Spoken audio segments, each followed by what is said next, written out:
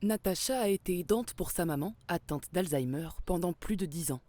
Avant que le diagnostic ne soit posé, elle a remarqué des comportements inhabituels qui ont fini par l'alerter. Ma maman avait l'habitude de prendre le bus seule. Et c'est quelque chose qu'elle faisait relativement sans difficulté, hein.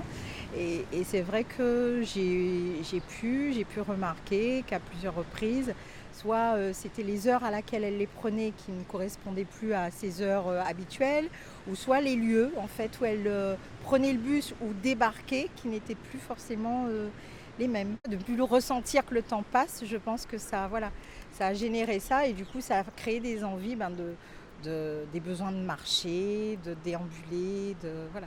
C'est plus de l'anxiété, je pense, à ce moment-là qu'elle ressentait et qui fait que elle était dans l'errance. L'errance, c'est l'une des conséquences de la maladie d'Alzheimer, un phénomène qui touche près d'un tiers des malades et une source d'angoisse pour les aidants. La mise en danger, elle est permanente, hein. Ça peut même être dans la maison, hein. Quand il y a de la déambulation, ça peut être des chutes à cause d'un tapis au sol, ça peut être les escaliers, ça peut être la salle de bain, le bac à douche. Ça demande vraiment une vigilance permanente et c'est pour ça que je dis on ne peut pas rester tout seul avec une personne qui est atteinte d'Alzheimer. La gendarmerie lance régulièrement des appels à témoins. Certaines personnes ne sont même jamais retrouvées.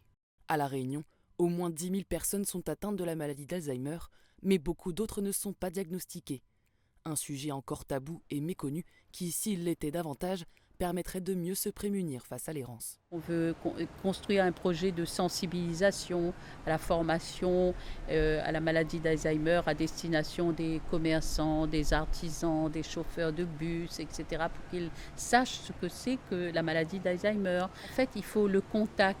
Quand on parle à une personne à Alzheimer, il faut la regarder dans les yeux, il faut lui parler doucement, essayer d'être vraiment présente pour que ça se passe le mieux possible. Dans cette unité du groupe hospitalier Est à Saint-André, les consultations dites mémoire ne manquent pas. Alzheimer, ça se soigne mais ça ne se guérit pas.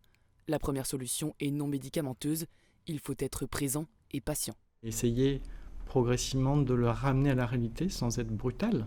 C'est-à-dire que si, par exemple, le patient veut aller nourrir ses bêtes parce qu'il a été éleveur, s'il n'y a plus de bêtes, il ne faut pas lui dire de façon véhémente que non, c'est pas comme ça parce que tu n'as plus de bêtes. Ça va engendrer certainement, potentiellement en tout cas, de plus gros troubles du comportement, de l'angoisse ou même de l'agressivité, de l'irritabilité, des symptômes qui peuvent être effectivement liés également à la maladie d'Alzheimer ou une maladie apparentée. Les aidants peuvent aussi trouver des stratégies, ne pas laisser les clés sur les portes, faire en sorte que le malade soit identifiable, voire même l'équiper d'une balise GPS. Parmi les perspectives, celle d'accélérer le délai de prise en charge des patients. Dans l'Est, il faut compter entre 3 et 6 mois avant d'obtenir un rendez-vous pour une consultation mémoire.